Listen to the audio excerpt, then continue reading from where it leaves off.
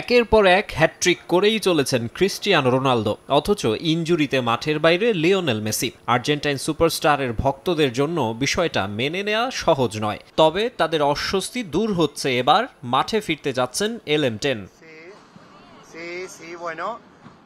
Inter মায়ামির দলীয় অনুশীলনে যোগ দিয়েছেন মেসি। ফ্লোরিডা ব্লু ট্রেনিং সেন্টারের গ্রাউন্ডে সেরেছেন হালকা অনুশীলন। লুইস সুয়ারেজ, জর্ডি আলবাদের সঙ্গে সময়টা ভালোই কেটেছে বিশ্বকাপজয়ী তারকার।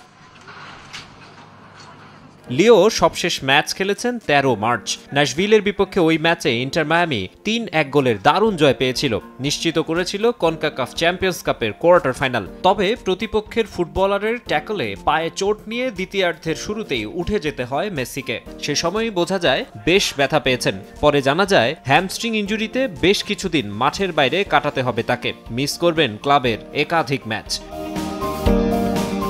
মাঝের এই সময়টায় DC United, New York Red Bulls ও নিউ ইয়র্ক সিটির বিপক্ষে 3টি ম্যাচে আর্জেন্টিনিয়ান তারকাকে ছাড়াই খেলেছে ডেভিড বেকহ্যামের ক্লাব। এল সালভাদোর ও কোস্টারিকার বিপক্ষে আর্জেন্টিনা জাতীয় দলের প্রীতি ম্যাচেও অংশ নিতে পারেননি মেসি।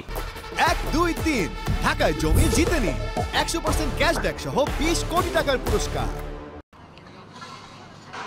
প্রায় 3 সপ্তাহ পর ট্রেনিংয়ে ফিরেছেন লিও। যে কনকাকাফ চ্যাম্পিয়ন্স কাপে হ্যামস্ট্রিং ইনজুরিতে পড়েছিলেন, সেই কনকাকাফ চ্যাম্পিয়ন্স কাপ দিয়েই এবার প্রতিযোগিতামূলক ম্যাচে ফেরার অপেক্ষায় তিনি। কোয়ার্টারে মেক্সিকোর ক্লাব মন্টেরির বিপক্ষে মাঠে নামার সম্ভাবনা রয়েছে LM10-এর।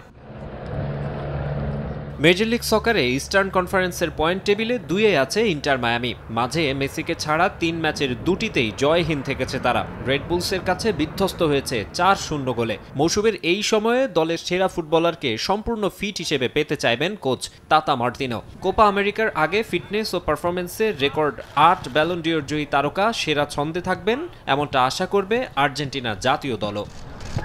মাকসুম আলম খান, সময় সংবাদ।